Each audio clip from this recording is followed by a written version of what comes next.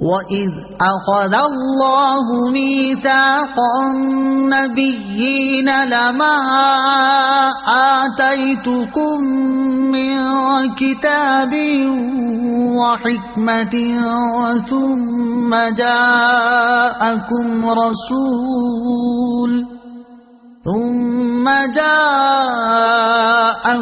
رسول مصدق لما معكم لتؤمنن به ولتنصرنه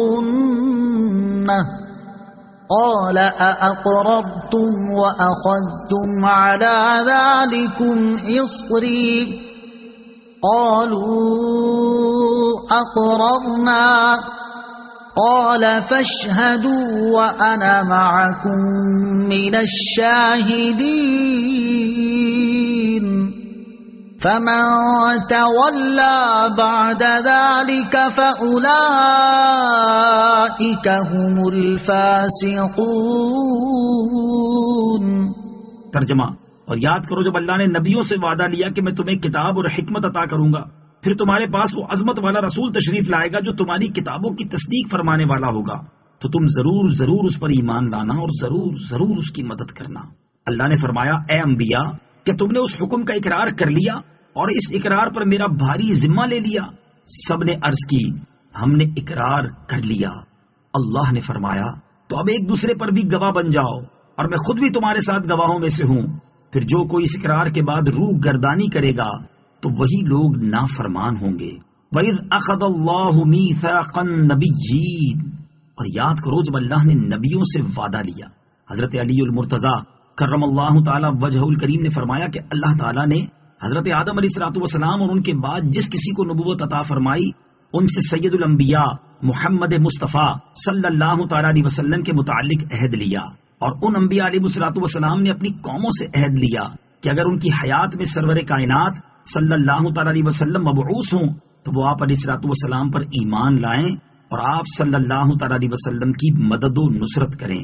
عظمت مصطفیٰ صلی اللہ تعالی علیہ وسلم کا بیان اس سے ثابت ہوا کہ ہمارے آقا و مولا حبیب خدا محمد مصطفیٰ صلی اللہ تعالی علیہ وسلم تمام انبیاء میں سب سے افضل ہیں۔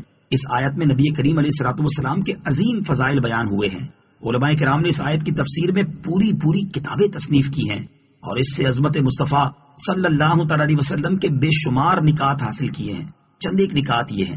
نمبر 1، حضور پر نور علیہ الصلوۃ والسلام کی شان میں اللہ تعالیٰ نے یہ محفل قائم فرمائی۔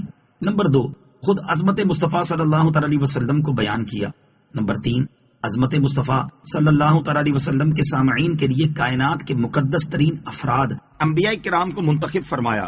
نمبر 4، کائنات وجود میں آنے سے پہلے حضور اقدس علیہ الصلوۃ والسلام کا ذکر جاری ہوا اور آپ کی عظمت کا بیان ہوا۔ نمبر 5، آپ علیہ الصلوۃ والسلام کو تمام نبیوں کا نبی بنایا کہ تمام انبیاء کو بطور خاص آپ صلی اللہ تعالی علیہ وسلم پر ایمان لانے اور مدد کرنے کا حکم دیا۔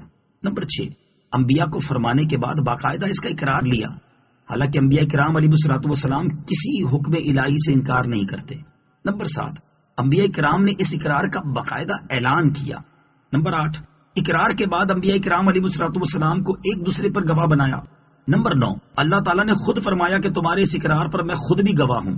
نمبر 10، انبیاء کرام علیہ الصلوۃ والسلام سے اقرار کرنے کے بعد پھر جانا متصور نہیں، لیکن پھر بھی فرمایا کہ اس اقرار کے بعد جو بھی پھرے وہ نافرمانوں میں شمار ہوگا۔